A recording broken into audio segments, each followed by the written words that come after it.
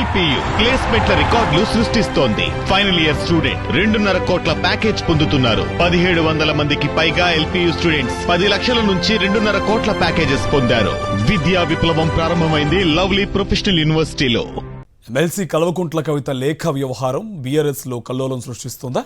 Party అంతర్గత విషయాలు బహిర్గతం అవడం వెనుక ఆంతర్యం ఏంటి? కవిత వ్యవహారం తన కొమ్మును తానే నరుక్కున్నట్టుగానే అనుకోవచ్చా? లేఖలు లీకుల వ్యవహారంతో రాజకీయంగా ఎవరికి ప్రయోజనం? కేసీఆర్తో కేటీఆర్ భేటీలో చర్చకు వచ్చిన అంశాలేంటి?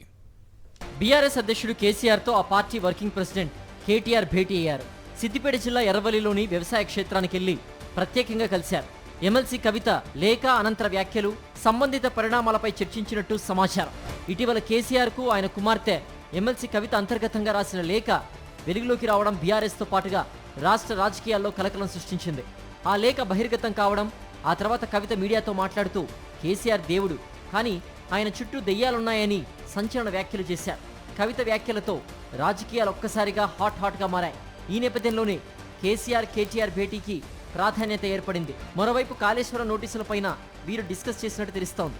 దీంతో పాటు రాష్ట్ర అవతరణ దినోత్సవం సందర్భంగా జూన్ 2వ తేదీన నిర్వహించబోయే కార్యక్రమాలపై చర్చించినట్టు సమాచారం. జూన్ 1న అమెరికాలోని ఓ కార్యక్రమంలో పాల్గొనేందుకు కేటీఆర్ ఈ నెల 28న వెళ్లనున్నారు. ఈలోగా పార్టీ పరంగా రాష్ట్ర ఆవిర్భావ వేడుకల నిర్వహణపై కార్యాచరణ రూపొందించేందుకు వీలుగా కేసీఆర్తో కేటీఆర్ చర్చించినట్టు సమాచారం. కవిత లేఖతో ఏదో జరిగిపోతోందని, కొత్త పార్టీ చర్చ అన్ని రాజకీయ పక్షాలు నడుస్తోందని టీపీసీసీ వర్కింగ్ ప్రెసిడెంట్ జగ్గారెడ్డి అన్నారు. బీజేపీకి బలం చేకూరేలా కవిత వ్యవహారం ఉందన్నారు. లేఖలు లీకులు బీఆర్ఎస్ మనుగడను దెబ్బతీస్తుందే తప్ప కాంగ్రెస్కు వచ్చే నష్టమేం లేదన్నారు జగ్గారెడ్డి. ఏ చరిత్ర కూడా కూతురు వారసురాలైనట్టు ఎక్కడ కూడా ఏ చరిత్ర కూడా లేదు. కొడుకు లేని పరిస్థితుల్లో కూతురు వారసురాలవుతుంది.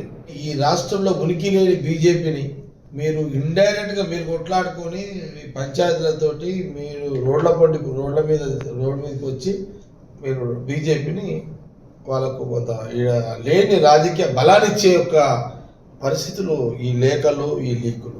కవిత లేఖ వ్యవహారం బీజేపీకి లాభం చేకూరుతుందన్న కాంగ్రెస్ నేతల వ్యాఖ్యలకు బీజేపీ బదులిచ్చింది. దోచుకున్న డబ్బు పంచుకోవడం కోసమే లేఖలు రాసుకుంటున్నారు, అది వాళ్ళ వ్యక్తిగత వ్యవహారమని బీజేపీ రాష్ట్ర అధ్యక్షుడు కిషన్ రెడ్డి అన్నారు. కవిత లేఖ ద్వారా లాభం నష్టం గురించి అంచనా వేయం. అది కుటుంబం ఆస్తుల కొట్లాట కారణంగా ఉత్తరాలు రాసుకుంటున్నారు, ఘర్షణ పడుతున్నారు. దోపిడీ చేసినటువంటి డబ్బును పంచుకునే దాంట్లో వస్తున్న ఘర్షణ. కాబట్టి దాంట్లో నేను పడదలుచుకోలేదు, నాకు సంబంధం లేని అంశం. ఒకటి మాత్రం స్పష్టం చేయగలుగుతున్నాను, ఈ రాష్ట్రంలో 2 పార్టీలు కూడా, అది కాంగ్రెస్ పార్టీ కానీ బీఆర్ఎస్ పార్టీ కానీ, బీజేపీని విమర్శించకుండా వాళ్ళ బతుకులేదు. మొత్తం మీద కవిత లేఖ వ్యవహారం రాజకీయంగా ముందు ఇంకెన్ని మలుపులు తిరుగుతుందో వేచి చూడాలి.